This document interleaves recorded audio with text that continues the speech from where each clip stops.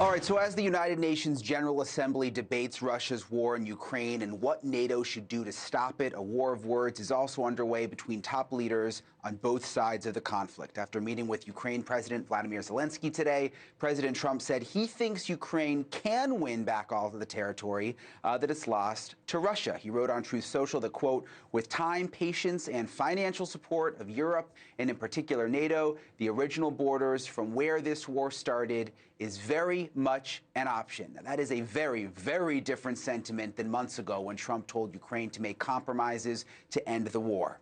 And meanwhile, Russia's former president, Dmitry Medvedev, also sounded off on X, writing that, quote, the U.S. must give up on weakening Russia with sanctions and tariffs, otherwise the risk of direct conflict remains high. Much of that conflict has been centered around the Baltic Sea and neighboring countries, which is where we find NewsNation's Robert Sherman tonight. Robert, you had the opportunity to actually board the Estonian Navy's NATO patrols right on the Baltic. Tell us about it.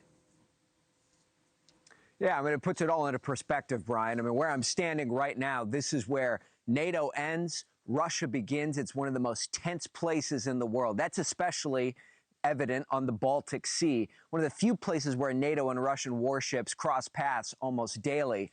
And as the president wants to zero in on Russian oil and gas, this waterway is one of Russia's most coveted. In a flex of its muscles, Russian forces in Eastern Europe drill and train. On land near NATO Poland's border with Belarus, and on the open waters of the Caspian, Barents, and Baltic Seas. While NATO doesn't perceive any imminent threats from the actions, they remain on guard. 3 Russian jets violating Estonia's airspace and drones shot down over Poland during an attack on Ukraine are just a few of the recent incidents keeping NATO on edge. Baltic states like Estonia aren't taking chances, digging anti-tank trenches along its border with Russia. But the sea is more complicated. NewsNation setting off on a NATO patrol with the Estonian Navy in the Baltic, where Russia and the West cross paths daily. Despite the fact NATO controls almost the entire coastline here, this remains a major point of contest. Russia's Baltic fleet puts out from Kaliningrad, and this is still the major artery that connects St. Petersburg to the Atlantic. It's always going to be a contested environment here where you have to fight your way out or in. And how contested is it? Very.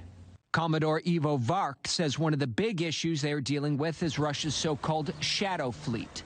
Ships masked by opaque ownership and flagged under other nations used to move Russian oil and gas in an attempt to avoid sanctions from the West. I would consider the operations of the shadow fleet as a national interest for Russia. And as we know, this vital national interest will be protected, and if necessary, with a military means. That includes at time receiving escorts from Russian aircraft and naval ships.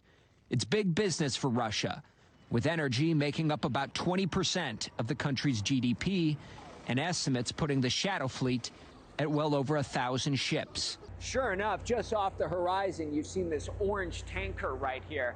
It's officially flagged under the Marshall Islands, but it's part of Russia's shadow fleet. It's up to NATO to confirm the ship is who they say they are. In this case, the info checks out. The Estonians say they encounter dozens of ships like this a day on a week-long patrol. As President Trump weighs imposing new sanctions on Russia and its trade partners, Vargas says from what he's seen firsthand, they are having an impact. We see the trends, and the trends sometimes prove the fact that the sanctions are working. More presence serves for a more deterrent. The White House does confirm to NewsNation they're hoping to pare back financial support for some of these Baltic states in hope that Europe will be able to handle its own backyard. But the Estonian Navy says to target the shadow fleet and to put a dent in Russian oil and gas to back them away from Ukraine, they believe more manpower is needed out here, not less. Brian? All right, Robert, thank you. Amazing perspective there from the fleet. We appreciate it. Thank you for watching. Subscribe below and download our NewsNation app right now on your phone, and you will get fact-based, unbiased news for all Americans.